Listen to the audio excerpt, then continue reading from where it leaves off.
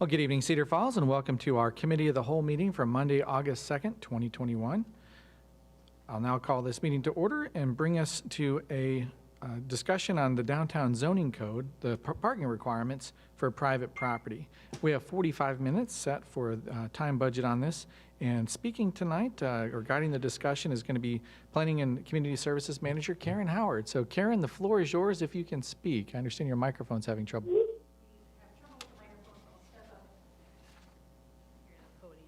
Make sure that's one. Is that working okay? We can hear you fine. Okay. Yeah, good evening, Mayor, Council. We're here tonight. If we can just show the first slide in the presentation, I wanted to cover what we're covering tonight and what we're not covering tonight, because I know there's other items on parking on your formal agenda. So the focus of tonight's discussion at the Committee of the Whole meeting is the parking requirements that are in the proposed zoning code for downtown. These are parking requirements when new development is proposed. So it doesn't affect existing development that's there now. And it's parking that's largely located on then private property when properties are brought in for development. We're not talking about the city-owned public parking lots that I believe there's been quite a bit of discussion about managing those, but that's not the topic for tonight. So I just wanted to make that real clear. We have on Zoom tonight both Mary Madden and Jeff Farrell. So they're going to be sharing their screen here and presenting the rest of a short presentation, and then open it up for any discussion. Thank you, Ms. Howard. Ms. Madden or Mr. Farrell, either of you would like to start us off tonight is fine.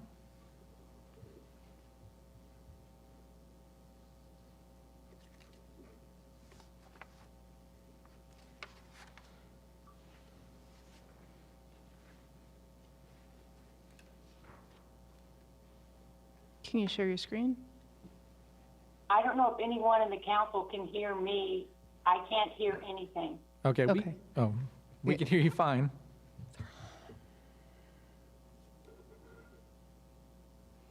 Interesting. And we're ready, Mary, if you can.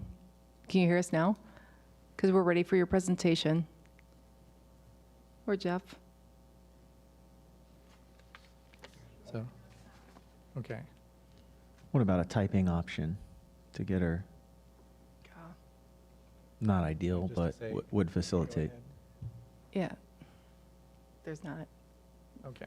We don't Okay. allow chat. All right. Well, bear with us with technology. We have no audio. We had audio while we were waiting, and as soon as the mayor Yes, came we on, did. everything has gone silent.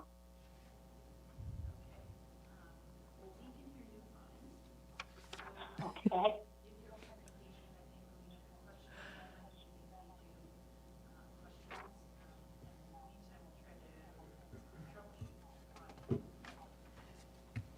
Okay, so Jeff was, let me see if Jeff and because I can't hear him anymore either, so he can't hear any of this. Wait, I can hear a tiny voice in the background. can you hear me? Yes, you're fine. Oh, would you like to start the presentation? Can If they I hear me? share, they said they can hear us. Okay, but you want me to start it, not you? Well, Karen, did you finish the intro? Yes. Go ahead and share your screen and go to the next slide. Okay, can you see my screen now? Yes, but put it in the full screen now. Right.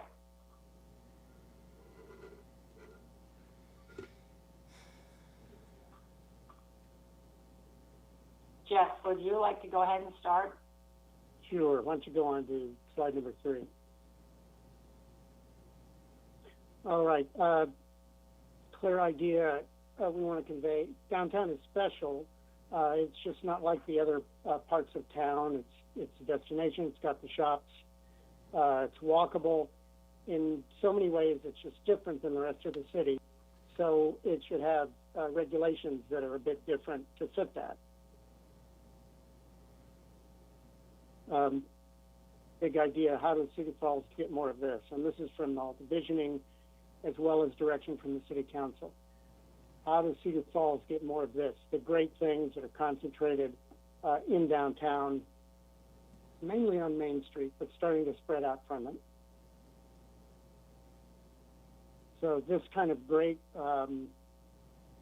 downtown environment, and some of it we started to get some new.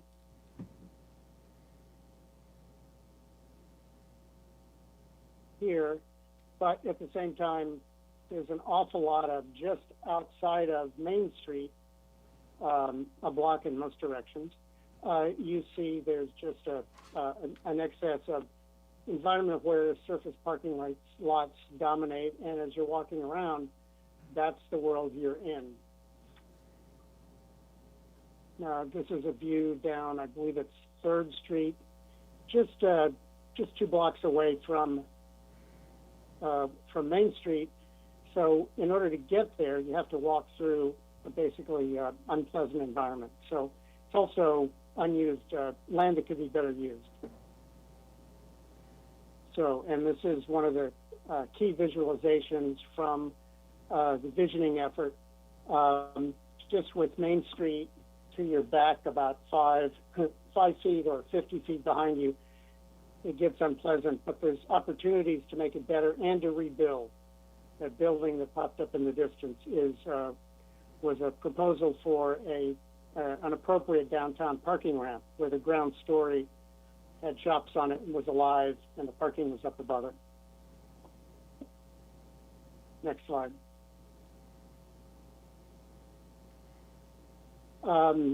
Just putting down some of the main points that our economic analysis gave during the vision plan after a lot of study. Recommendations to get more of that good stuff. One of the key recommendations in yellow there, right size the parking. That's what we're here to talk about tonight. And looking at an aerial photograph, you recognize this area. Start to analyze it though, you'll see there's a lot of unrealized potential there. This next is a diagram laid down on top of it showing how much of that land is really being used just for surface parking lots. So there's a lot of potential for using at least some of that land more intensely for the good stuff that people want to come downtown or live downtown to take advantage of.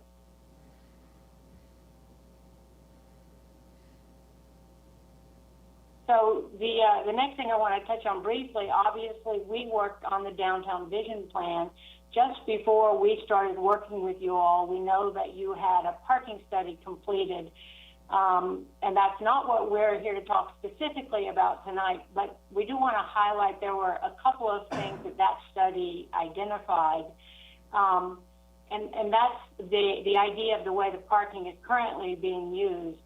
They did the analysis, this is close to the same image that Jeff showed, looking, this counting was done on a Friday evening during peak dinner time hours, and one of the things that their study identified is there are a lot of private service lots in downtown that were being less than half used during the peak hour. So there is this sort of built up supply of parking in downtown that is not public parking being underutilized. When we followed up to work on the downtown visioning, as Jeff just highlighted, we started doing our own site analysis, and we identified there are a lot of surface parking lots around downtown getting different amounts of use at different hours of the day. So this was just our own site analysis walking around during the vision process. As many of you remember, we also did a public event at the community center where we started asking members of the public what sort of things did they like, what they would like to see more of, and using the red and green dots, they identified things they liked with green dots, and they identified things they didn't really like with the red dots. And so sort of exposed parking decks and broad, wide open surface lots did not get a lot of positive votes from the general public.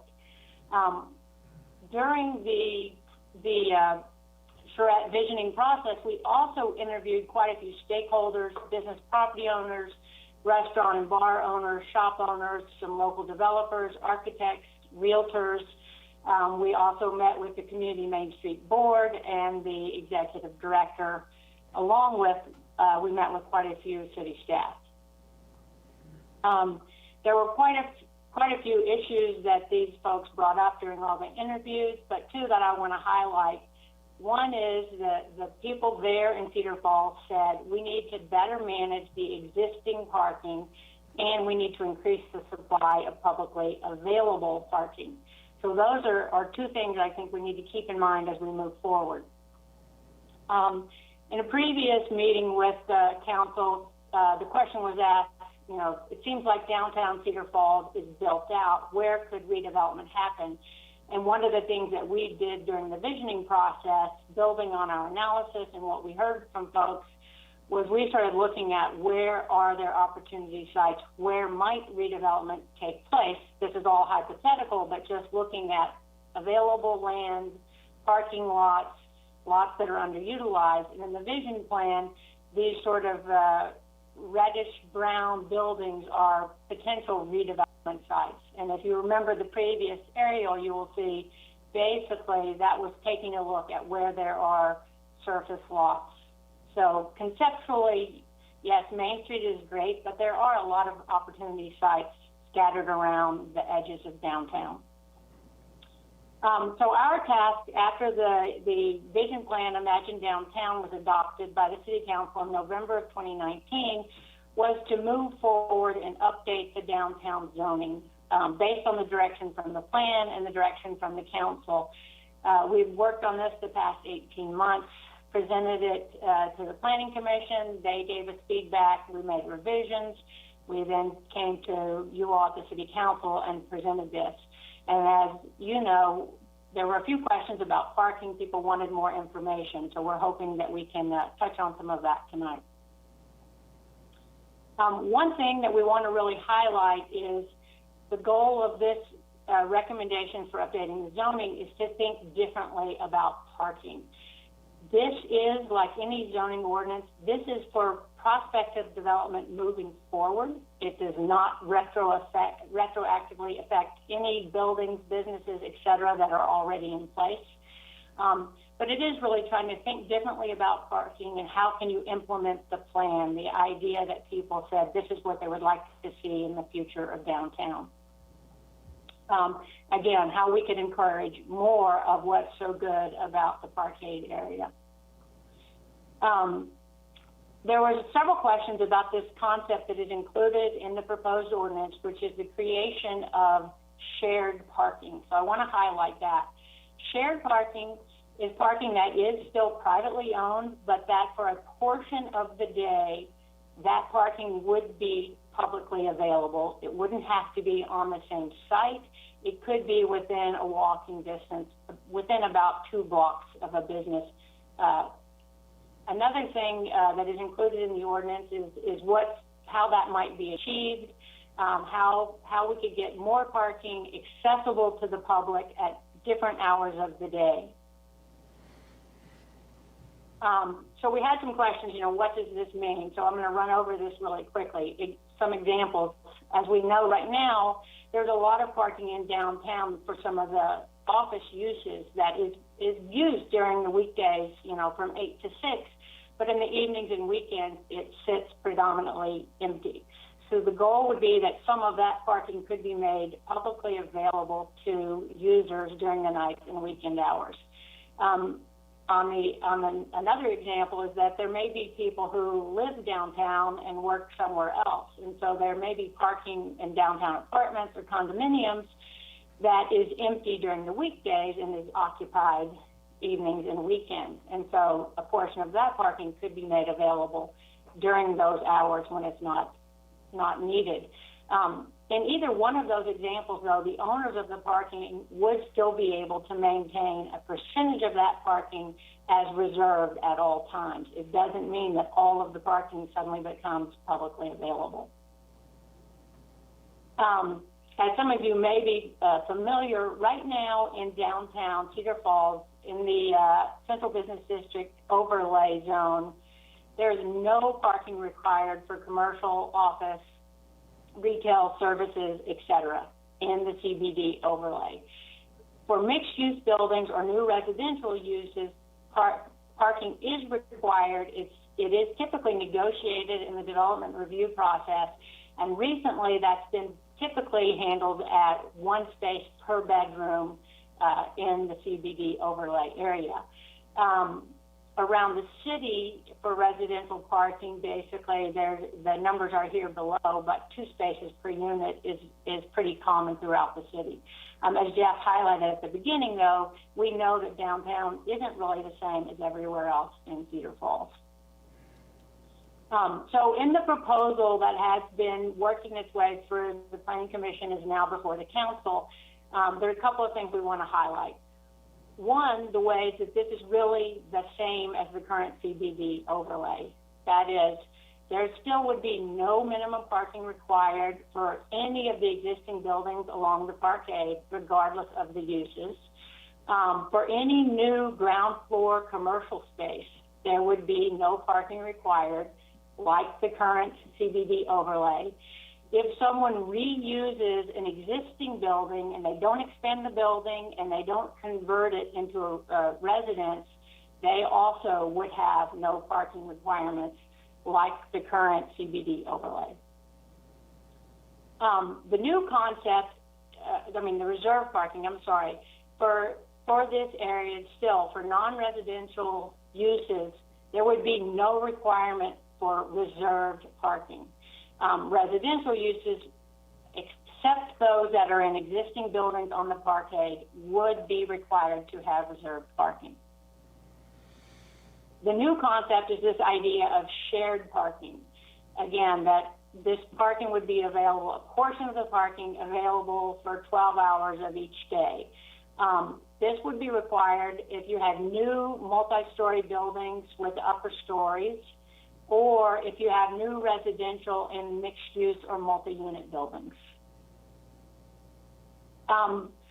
There were some questions about how we derived the parking counts. We looked at the parking study. We've also looked in other communities, but one thing I want to highlight is there has lately been a lot of work about the concept of free parking, particularly in downtown areas, and high parking requirements for new development in areas like this. And sometimes those parking requirements, especially if they are required to be on site, make it very difficult to redevelop properties. And although conceptually people may think the parking is free, it is embedded in the rents, in the sales cost, et cetera, for the buildings that have that parking. And if you think of the parking lots that we looked at in the aerial photos, if they're sitting there empty, they aren't producing revenue or tax base really for the city. So the question is, you have this finite resource of land in downtown, and how could that be better used? Donald Shoup, who's a parking guru, has a newer book that's Parking in the City that's not quite as long as this high cost of free parking, that really focuses sort of downtown environments.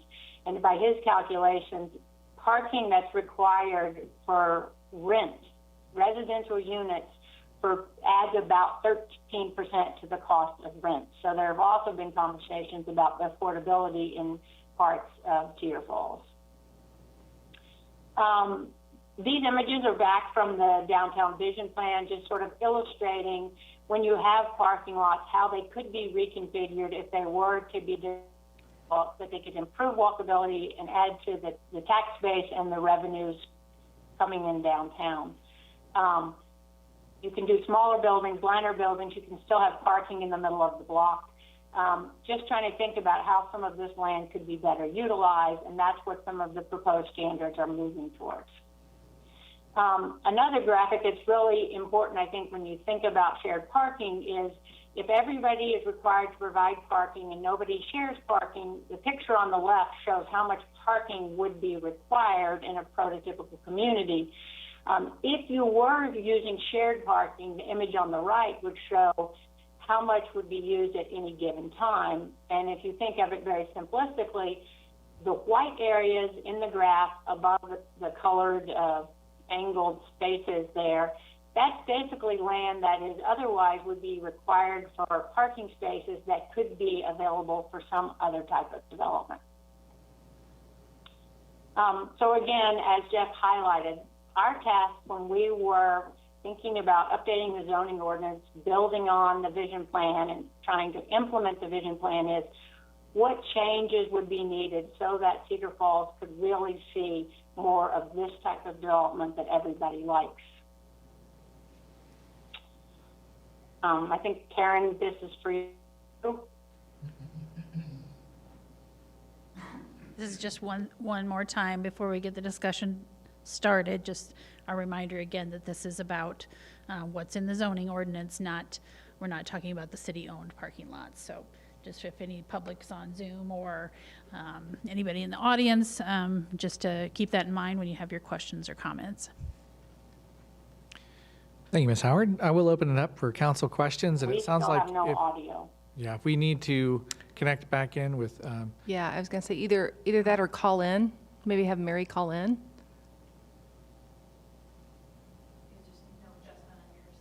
I mean, it was working before. Jeff, can you hear us?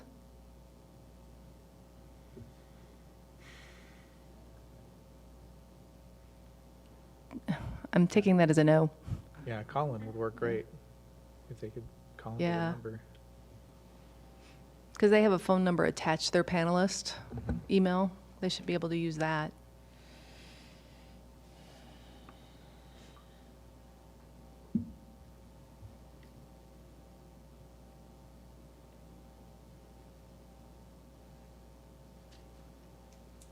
In the meantime, I've got a question for Mr. Rogers. If we added in the shared parking requirements in the city code through the zoning ordinance, if the council later decided it wanted to change that, would the buildings that had applied to and had been developed under that system, would those be grandfathered in and wouldn't have to conform to the new requirements? Right, so much as the, this proposed plan would not be retroactively applied, same with any change in the future. It'd operate the same way. They'd be grandfathered. Okay. Mr. Mayor? Yeah, so I'll look to open up if you have a question for the, for Mr. Rogers? Rogers. Okay, go ahead, please. Kevin, can you explain the agreement with Viking Pump as far as the liability, maintenance, and what happens when some of those cars left overnight there? Because that's, one of our first big shared lot situations. I can't cite you a chapter and verse on the Viking Pump agreement, but I do know that there were various aspects of city versus the private owner's responsibility that was laid out in that agreement. Again, I haven't reviewed it in quite a long time, so I can't tell you exactly what we covered in that. I can get back to you, though. I was going to say, if you could get a memo to all of us on the details. Sure. So we can see how it might apply to something else we want to talk about. Glad to. Sure. Okay. So- And do we have Mr. Madden, or Ms. Madden, and Mr. Farrell on with audio? So if we have questions for them, we'll just have to run that through Karen.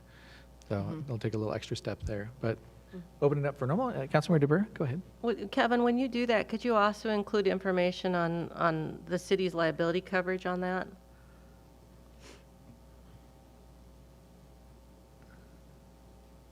Okay, so open for general discussion and questions. Okay, I'll ask. Oh, yes, please. It said that in the intent, it's to avoid adverse parking impacts in the neighborhood adjacent. But then it goes on and talks about that the minimum reserved parking, basically it cuts it in half or less. So if we're going to have more density and require less parking, how does that not negatively affect the neighborhood that's adjacent? So one of the things with the parking study downtown and with the private lots is, the question is setting the parking requirements to handle the current demand for parking. So we have the requirements on the books for 1 parking space per bedroom plus additional parking for visitors. The question is that set too high such that we have unused parking lots sitting there? So we need to right size the parking, which was one of the goals of the project, right-size the parking requirement. So it perhaps is not one space per bedroom downtown. So if we lower it, it still could be plenty of parking for the new development because we may not have demand for one parking space per bedroom downtown. And there's evidence in the parking study and our observations that the parking requirements may be set too high for downtown Cedar Falls. So that shouldn't be any spillover parking if there's plenty of parking made available when a new building is constructed.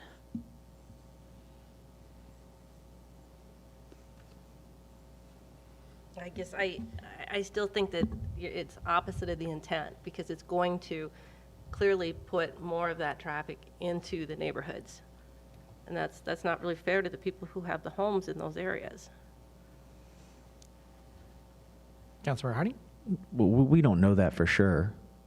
We're just assuming, first of all. Secondly, there are ways you could regulate, if for some reason we had parking spillover, we could have a residential parking system that would easily correct that. So you can't park on that street unless you live there. Also, we would have, I saw some, I didn't know if we had Jeff or someone or Mary that could speak to that, but they're not able to? They're not able to hear right now. We could. They're we on could- the phone, they said, but they still can't hear. Still can't hear, yeah. It's not recognizing us as speakers right now. Zoom isn't, unfortunately. I could hang up and call in again and give us a 1-minute recess. You want to try that? We have the Sorry. time for Yes. that. I'm sorry. Do that. Yeah, just stand easy for 1 minute. We won't take a recess, but Fair enough. just, That's the benefit to the in-person. Yeah. Let me find Jeremy's and I will hang up and dial in. Denny, I'm just going to hang up and dial in again. We shouldn't lose the connection with them, though. Gotcha. As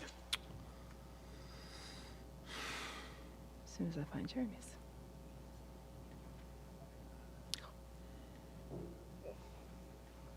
Well, while we're waiting, could they explain to me the half? I don't quite get the half we're in a- parking spot. we're at ease right now. They can think about it. It's fine.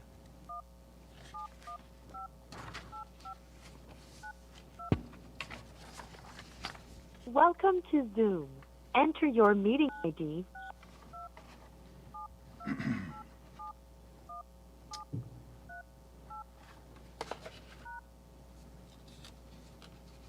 Enter your participant ID followed by pound. You have entered the meeting as a panelist. Attendees can now hear you speak. Test, test, test. I think we're back in. They can join again. And Jeff, come back in. Jeff, can you hear us? Oh, doesn't have audio yet. Sorry.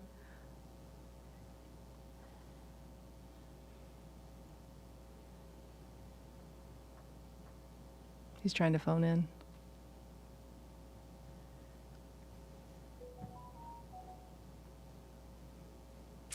Can you hear us now, Jeff?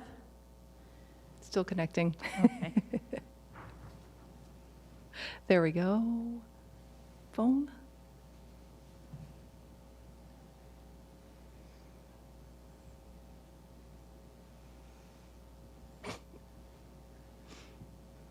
And we lost Mary, unfortunately.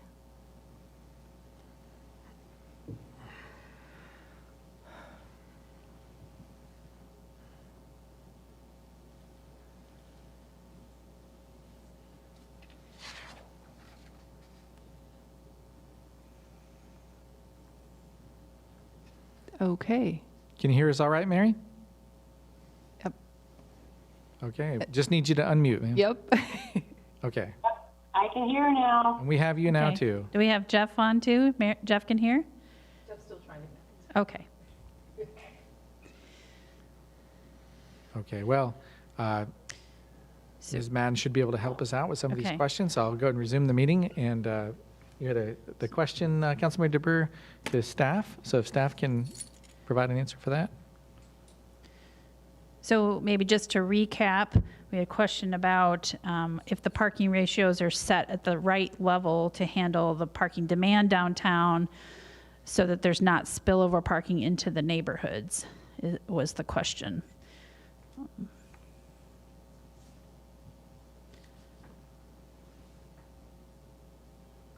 See, the reason I asked that was because when we had the last parking study, the merchants or people downtown complained there wasn't enough parking, but yet you're saying there's too much parking.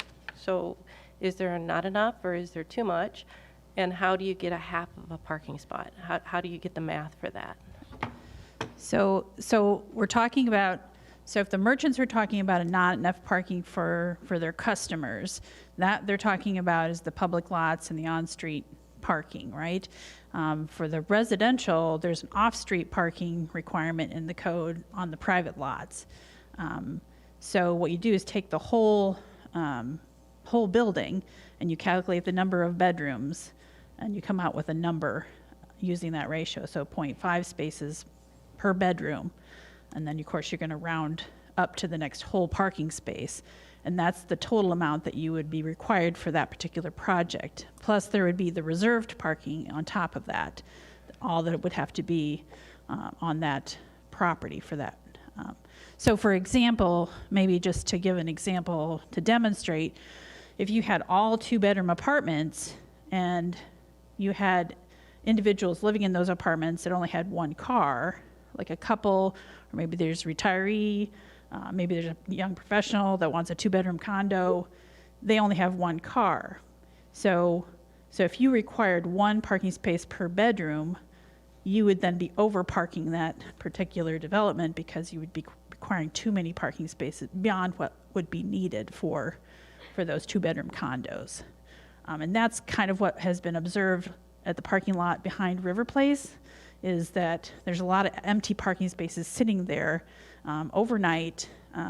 So it appears in the parking study that that was overparked for the residential on that particular project. So as just one demonstration of that. So on the efficiency where you were talking about a half of a spot for the 1-bedroom efficiencies, so say they built a 12-unit efficiency, they'd only need 6 parking spots. So you're assuming that half the units won't have a car? So, and then they have the reserved park, or the shared parking on top of that. So it would be basically 3/4 of spaces available for the residents. And a portion of the time when the residents aren't there could be shared then with the public. But there again, like on, say, Saturday or Sunday, there's not even enough spots for the residents. So where are they going to park? They're going to go out to the neighborhoods. Right, and I assume that they would be parking. Go ahead, Mary, can you hear now? Yes. So one thing, Councilwoman, is to keep in mind, this is a minimum requirement. It doesn't prevent the developer or the owner of the apartment building for building more parking.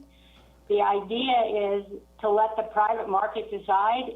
If I have a car and I'm going to rent the apartment and there's nowhere for me to park, then most likely I'm not going to rent that apartment. But what it's trying to do is not arbitrarily say you have to provide more parking than you need. The developer, if they believe they need 1 parking space for every bedroom that they're going to develop, then they can still provide all of that parking. Councilmember Cruz? Yes. Regarding River Place, Karen, your comments are saying that in this information here, 52% is open. I want to remind you, I've told you a couple times in the past, there's no doors on the river side of the building. If you're coming home from work at 5:05 and park on State Street, which is right by the doors to the condos, you're going to leave your vehicle there for 3 hours, and then there's no enforcement to move that vehicle. And I've checked numerous times over the last couple of years, and there's anywhere from 10 to 15 or 20 cars parked on State Street or in those city parking lots that should be behind the building in the parking lot. Mm-hmm. And I look at it, also the timing of this wasn't fully rented at the time or filled. There were spots on Airbnb and Zillow for rent in this building.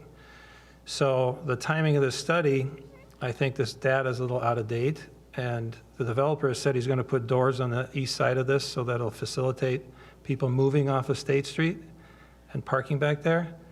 So I don't think we got that big of a surplus in these lots, that one in particular.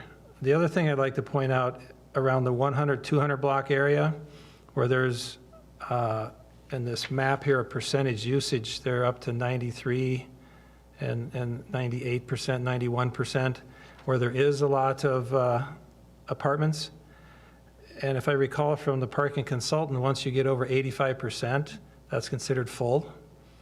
So you're highly impacted and very full on the parking there, and you add more development, you're just going to make the situation worse. I'm aware of studies that show 40% of the one-bedroom units have two people with two cars in them. A couple, unless they're retired on a tight budget, they're going to have two vehicles to get around and do things. Visit grandkids, go golfing. One spouse goes golfing, one goes shopping, things like that. That's very common. My clients, I can attest to that I deal with that are retired, they keep their two vehicles until one can't drive, typically. So I don't really personally buy into the idea of halves and three-quarters of spots per bedroom. I would rather see the idea that you go with one parking spot per bedroom. You cover the condo residents, the renters or the owners.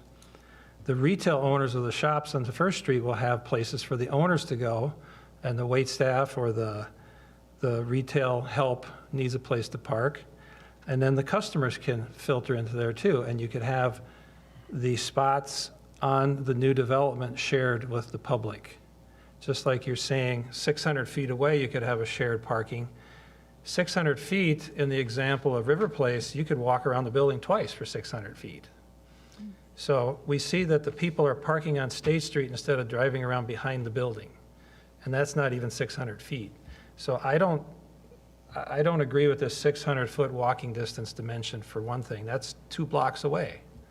So how many people that live in an apartment want to park their car 2 blocks away from their condo and walk with groceries in the rain or the snow or a hot, humid day?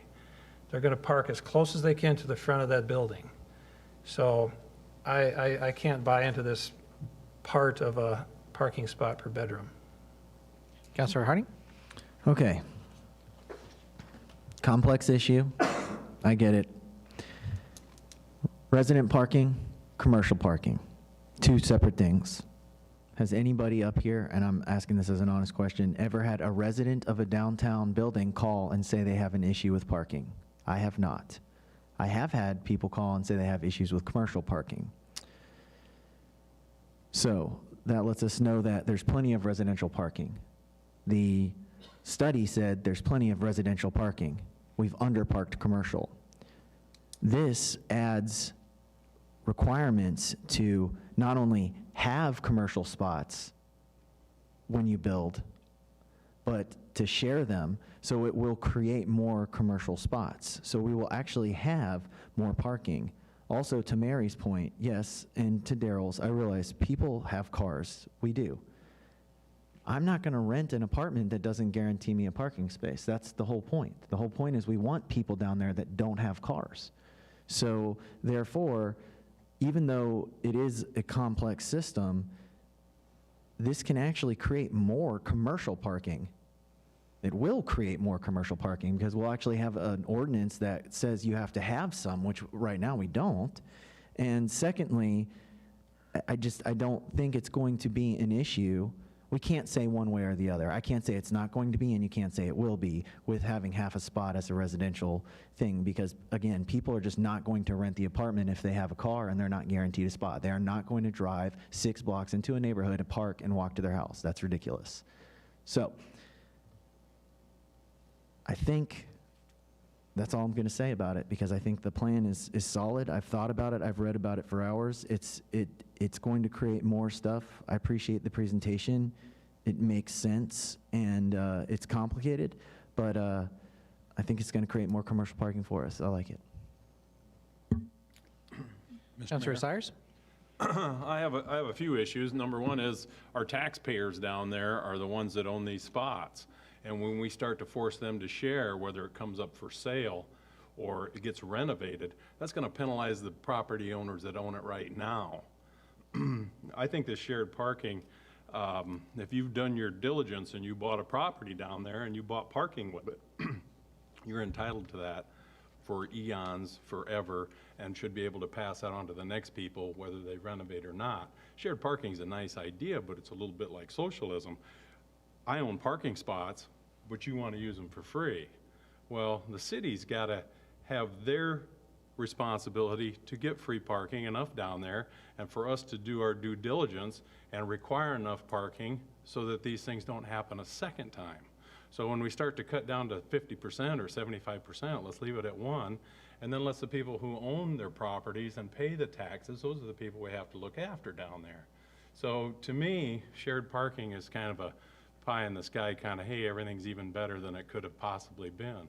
Where I see it as property rights of individuals is right in the Constitution, and it's actually some of the most fundamental things that we have in the United States of America. So I'm strictly against any sort of that shared parking. Mr. Mayor, Councilor Miller? to clarify that, though, this doesn't affect existing buildings?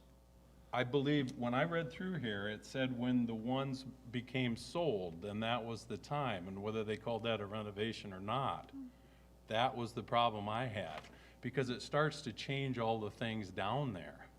Right now, we have it as it is, and everybody played by those rules. And then for us to come in and change this and make this half parking and make these other problems, it just doesn't make good sense. Can we get So some just- clarification on that? So it's not when the property's sold. You can sell, like if you have a bank downtown, one of the banks sells their property, nothing changes unless the property redevelops. If somebody tears down the bank building and proposes a brand new building on that site, that's when the new zoning would kick in. So there's Exactly. nothing that forces existing property owners that have. In And fact, then- it provides maybe an opportunity for more revenue. If there's somebody that has a large parking lot that they're not using in the evening, they could potentially make a deal with somebody that needs some shared parking, and could charge them something, come up with an agreement for some parking spaces that they're not using right now. So it really makes it more of a free market opportunity than it does. You guys see it a little different than I do. I see the value in that property as it is now. And when you go to redevelop and then you have to comply to a whole set of different rules, that makes it a whole new game. Where I think those people should have their rights entitled to their parking and everything else. I'm just against it. That was just my nice way to say it.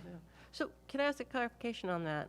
When you said when building was torn down and rebuilt, well, what about, I'll use the bank next door, the Cedar Falls Community Credit Union was remodeling or doing some work. Would they be required to therefore then share their parking?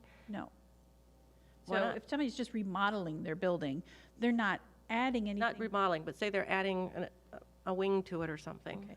So if a bank would add a wing to their building, there's no requirement for commercial parking in the downtown, just like there is now. So they wouldn't be required to add any additional parking if it's just a one-story commercial building.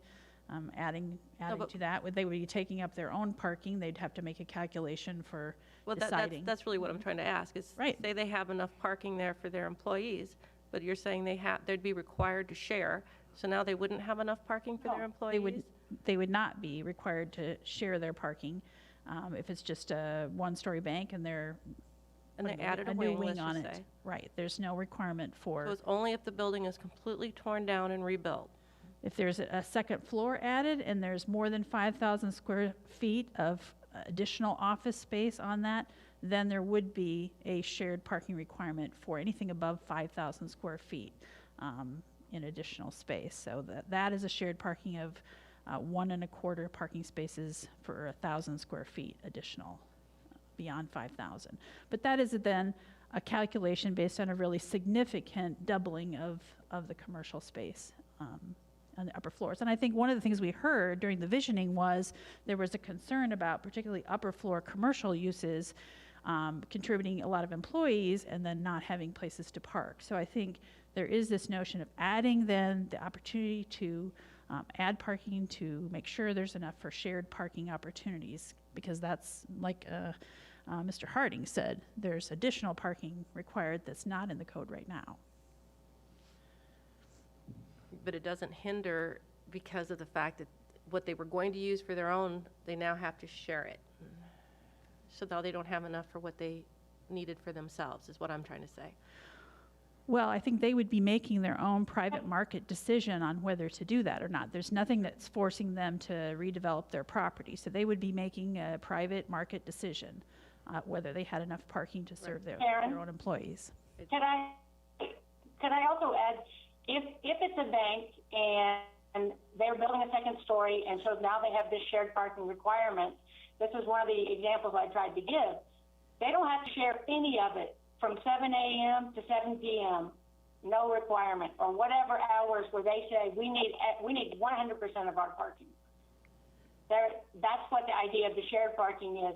It is that some portion of the day, so when their employees are gone and the bank is closed, that's when the shared parking would become available. It doesn't mean suddenly all your parking gets to be used by anybody whenever they want. It's actually a system to prevent what happens now, which is a lot of the surface lots sitting empty, the private surface lots in downtown on the nights and weekends. So it should balance out that if I'm the bank and I need every bit of my parking when my bank is open, and I even need a few spaces because some people come in and work on Saturday morning, I can still have a percentage of them reserved 24/7. It's just to have some small percentage to add to the publicly available parking in downtown Cedar Falls, because that's what we keep hearing over and over and over again, is there's places for people to park. I just Councilman make a Dare? comment. I appreciate you explaining that, because I think that's what's been, missing from this conversation this evening, is just an explanation of how that's going to work. I want to try. We've hired these folks. They're professionals who have worked in scores of communities around the country, and we're aspiring to be like a lot of those communities, and that's why we hire professionals with expertise in this field to give us recommendations. Then we discuss them. So I believe that your recommendations, I trust your recommendations that they would work for Cedar Falls. I do hope we can have a little bit more discussion, probably not tonight, about, again, how that works. I think Susan's question's fair about how's this going to impact existing businesses and how's this really work. And we really didn't have that. In my mind, we didn't have that discussion tonight, to take a couple examples downtown and say how's shared parking work for those people that have been there for 15 years. But I trust your recommendations that if we want to get to where your vision is leading us, we've got to do this kind of thing. So thanks for your report. Mr. Mayor? Yes, Councilmember Cruz, go ahead. To Simon, Frank, and Susan's point, you're saying we're going to have this shared parking within 600 feet, which I think is too far away. The idea, what I would, in my one car per bedroom example, I would call it flex parking, and the shared parking is right on the new development. So if indeed it happens that only half the people have cars, like you're implying that the trend in the economy and so, then 50% of what's being built can be shared with the commercial spots, can be shared with the customers. And the building owner can decide and mark out public, and so on, what spots are being used. So to Simon's point, we are creating more commercial spots by going one per bedroom, but not allocating them all to the condo residents. Anything that's not used is going to be used by the retail person in that building. So you're creating more commercial. To the point that Susan and others have said, how are we going to determine what the shortage, where the shortage of spots where do they park? Do they go down the Viking Pump? Do they go to the Maid-Rite parking lot there when they're not serving Maid-Rites, or Taylor Vet, or in the bank? They've got to go somewhere, and they're going to go into somebody else's private property. And how do they get reimbursed? Who's going to monitor if they rent out a corner of their parking lot, like one of the banks rents out 10 spots to 10 people that live in a residential building that doesn't have enough after they fill it up, 2 persons per 1 bedroom and two cars per unit. So who monitors that? I mean, is it going to be the bank going to monitor that? I mean, it's not going to be the city because it's a private agreement. I think that's asking for trouble because it probably won't be monitored. And I still like the idea of 1 spot per bedroom shared between the residents, the retail, commercial customers. That makes the most sense to me. Thank you, Mr. Cruz. So with that, we are at time for tonight for the discussion. I want to thank Mr. Farrell and Ms. Madden for joining us from the East Coast tonight, and especially to our visitors as well. We certainly will have lots of discussion, I'm sure, at our session in regular council meeting, where we'll set a public hearing and Mr. Mayor? I Yes. have one question. We got a number of people in the audience here that would like to speak, I would think. Can we work them in? This is a pretty important topic, and I know some of these people came here to speak. So for council, I'll open it up if we want to have this discussion tonight. It's going to push back our council meeting. Or does anybody not want to speak? Or does anybody want to speak in the audience? Please, I'll take care of that, please. Do we have any speakers for tonight who'd want to? Okay, then we will have that opportunity at the regular council meeting. So with that, that's the only item for tonight. So I'll close the meeting for now as an adjournment, and we will pick up again in about 5 minutes for our regular council meeting. Thank you.